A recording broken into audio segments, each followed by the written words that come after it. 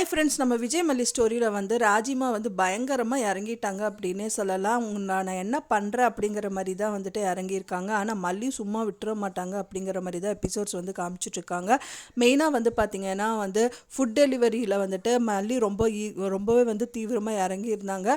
அது மட்டும் இல்லாமல் வந்து பார்த்திங்கன்னா வந்துட்டு அவங்க எதிர்பார்க்காத ஒரு விஷயமும் நடந்தது அப்படின்னே சொல்லலாம். மல்லி வந்து பார்த்திங்கன்னா ராஜி அண்ட் ரஞ்சிதா இருக்கிற அவங்க கெஸ்ட்டு வந்து இன்வைட் பண்ணியிருக்காங்க ராஜி ரஞ்சிதாவை.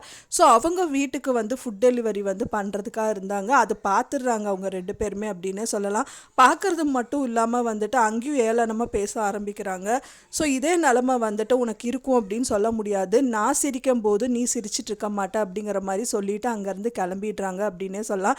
ஸோ அவளை ஒரு நாள் கூட ஒரு நிமிஷம் கூட நல்லாவே இருக்க விடக்கூடாது அப்படின்னு சொல்லிட்டு ராஜி ஒரு விஷயம் பண்ணுறாங்க. அவங்க என்ன பண்ணுறாங்கன்னா வந்துட்டு அவங்க ஃபுட் டெலிவரி பண்ணுற கம்பெனிக்கே போயிடுறாங்க. அங்கே போயிட்டு ஓனரை பார்த்து பேசுகிறாங்க.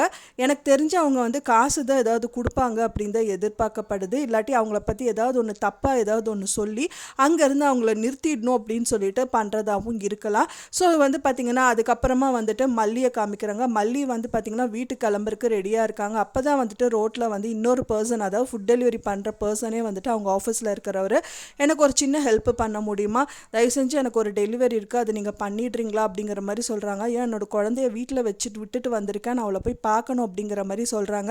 ஸோ அதில் ஏதாவது ஒரு குளறுபடி பண்ணி மல்லியை வந்து மாட்டி விடுறதுக்காக இந்த விஷயங்கள் பண்ணுறதா இருக்கலாம். ஏன்னா வந்து டேரெக்டாக நீ வேலையை விட்டு நின்று அப்படின்னு சொல்ல முடியாது. ஏன்னா இப்போ தான் வந்து ரீசெண்டாக வந்துட்டு அவர் சொல்லியிருக்காரு, நல்லா பண்ணுறமா, பரவாயில்ல, எல்லாருமே உனக்கு நல்ல ரிவ்யூ தான் கொடுத்துருக்காங்க அப்படின்னு சொன்னார்.